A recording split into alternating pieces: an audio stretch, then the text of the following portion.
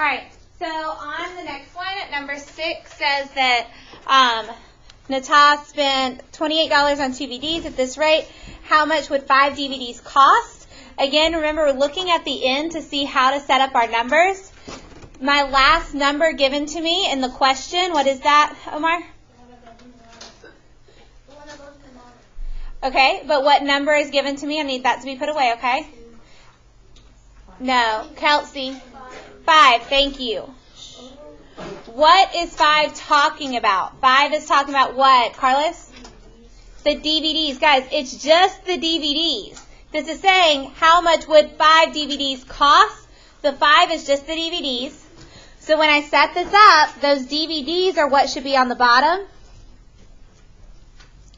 All right. So when I set this up from, again, the beginning, there was my ratio in the beginning. What's going to go on the bottom here, Carlos? 2. The 2, and what has to go on the top? 28. The 28. And I'm going to go ahead and put that 28 was talking about dollars. All right. Make sure when you finish, take that to the counselor, okay? What's my next step going to be? My next step on number 6, what do I need to do? Carlos? We're supposed to divide. What am I dividing by? 2, because we're going to make a unit rate. So my folks haven't had math yet. First up, we're going to make a unit rate. So 2 divided by 2 is? 1. 2 divided by 2 is 1. If I do it on the bottom, on the top, 28 divided by 2, Chris? 14. Okay? So what's my next step going to be? So that 5 DVDs, that's still important. What do I do now, Frank? Multiply 1 and 14 by 5. We're going to multiply both of those by 5 because that was that number that we were looking for in our answer in the question.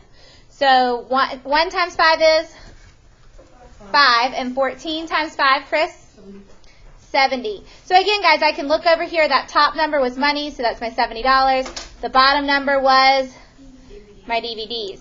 Okay, so remember, one thing that we're practicing in class, especially for my regular classes, is restating the question in our answer. So if it says, how much would 5 DVDs cost? What's a good sentence for that? Kelsey? 5 DVDs would cost $70. 5 DVDs would cost $70. Okay? You could also say $70 is how much 5 DVDs cost. Either one of those I would take. All right? So there's our answer for number 6. Okay? I'm going to move mine down. So kind of folding so we can still see our questions as I go. All right? Number 7. So for number 7, again, I'm going to start. It says 4 students spend $12. Do y'all agree that right there is my first ratio? 10 students is the end part. So what is going to be going on the bottom? What are we talking about on the bottom here, Chris? Students. And if I'm talking about, let me see, am I living in enough room? No, okay. Students. That's better. All right, so then for this fraction, how's that going to be set up? 4 on the bottom, because that's 4 students. What goes on top? 12. Excellent job. So again, remember, this is number 7. Caitlin, would you mind shutting my door? They are very loud. All right, what am I going to do next? What am I going to do next, Carlos? Divide by? What am I dividing by? 4. Excellent. And what does that give me? 1 and 3. All right, 1 on the bottom, 3 on top. All right, what am I going to do next, Rachel? Multiply by 10. Excellent job. That's that number that we underlined. So what do I get as my fraction? Kamari? $30 over 10 students. Excellent job. Frank, can you give me a sentence to answer the question?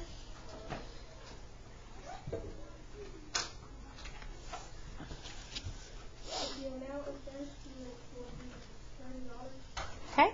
And I can say 10 students would spend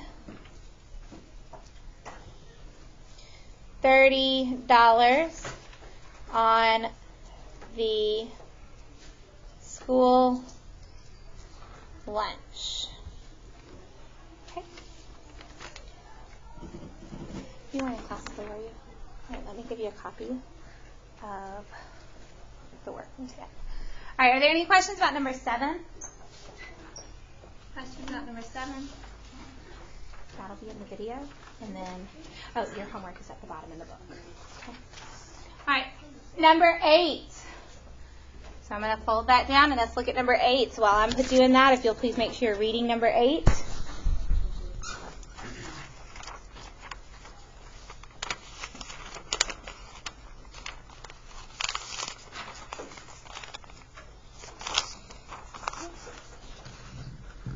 So for number 8, what's my ratio that's given, my first ratio? What's my first ratio, Carlos? 15 baseballs, 70.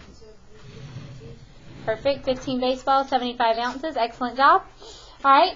How do I know what goes on the bottom? How am I going to know what's going to go on the bottom, Kelsey?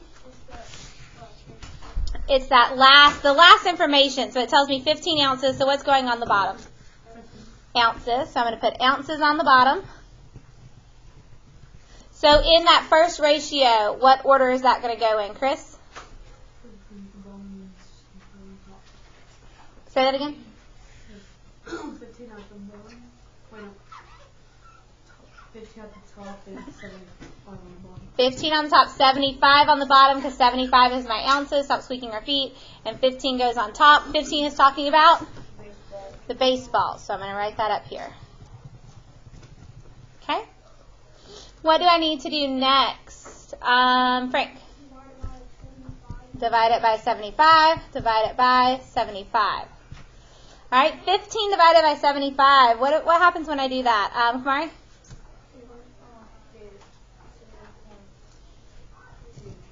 0.2 over 1. All right, what do I need to do next? Kelsey?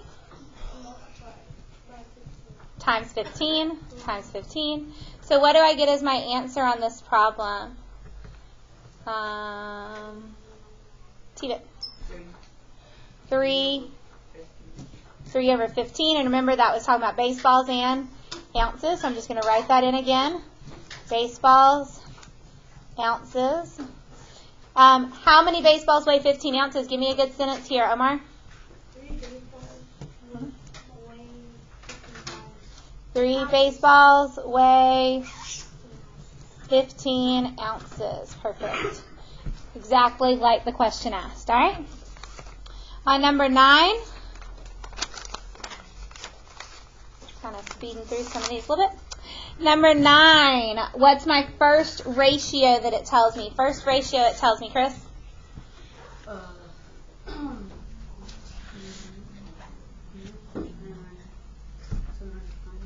10 minutes, 700 times. How do I know which one to put on the bottom, Kelsey? It's that last one. So this says 400 times. So I'm putting times on the bottom since that's what it's asking about. All right. In that first circle, what number goes on the bottom, Carlos?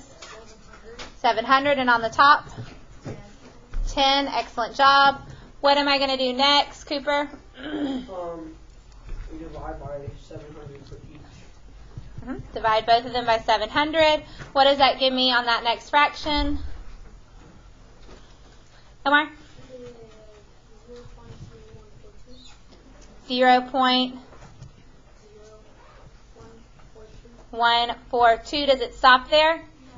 No, it's going to keep going. So normally, we put the bar to show it's repeating. This isn't going to repeat. I'm just going to put a dot, dot, dot. Because am I going to clear that out of my calculator? We're going to leave it exactly like it is in our calculator. Over 1. Now, what am I going to do in that calculator? What am I going to do, Omar? Go ahead and put times 140. I'm going to write it on the bottom as well. So when I do times 140 to what's in the calculator, what do I get, Omar? 2 over 140. Because 1 times 140, we can do that without the calculator, hopefully. All right, remember, 140 is talking about times. What does that mean? What's going that many times? The heartbeat. So I'm going to put here heartbeat because that kind of reminds me, hey, the 140 is a heartbeat. What's the 2 talking about? Minutes, because I forgot to write it over here. 10 was minutes, so 2 is minutes. All right? How many minutes will the heart beat 140 times? Give me an answer for this, Kelsey. It would take 2 minutes for a heart to beat 140 times. All right. How about we say the heart beats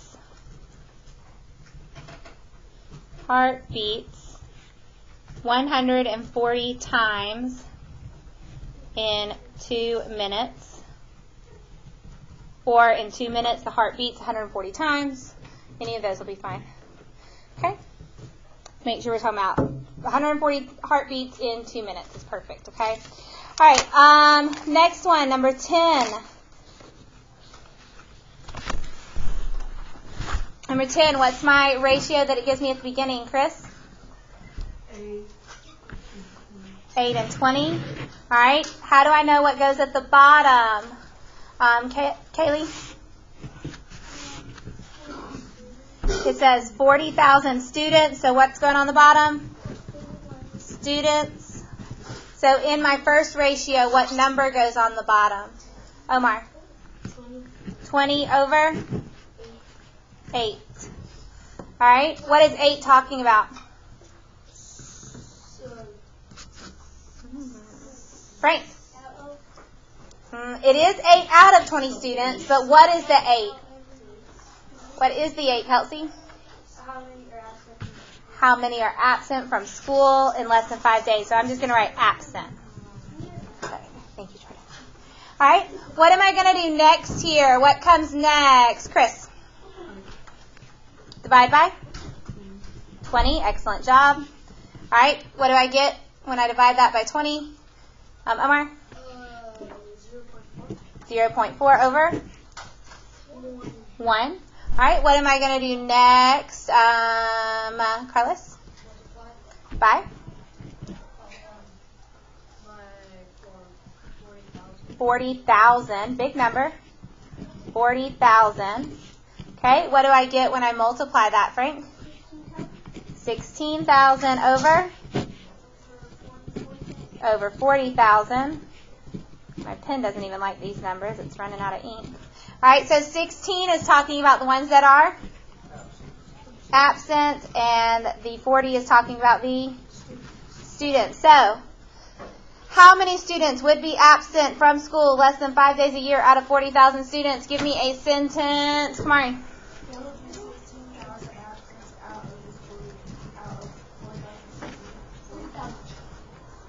So I'm literally going to write 16,000 students and then just finish writing the rest of that question. Would be absent from school less than 5 days a year out of 40,000 students. Just writing that question out again, basically. So 16,000 students would be absent from school less than 5 days a year out of 40,000 students. Do y'all see how I'm writing that question again, Omar? Okay, do you have all the information? The 5 days in a year? Okay, so we want to make sure we're saying that's in a year. So we're not saying that many will be absent from school like their entire time in school, not from like kindergarten to 12th grade. We're just saying in one school year. So we do want to include that, okay? All right. Guys, that gives you a pretty good start. Number 11, I want to mention this. Please listen very carefully. Our first ratio has to come from the table. So it says science out of their favorite subject. Science, 3 would be on top. Add up your number of responses to get your bottom number. Then you can do your dividing and multiplying, okay?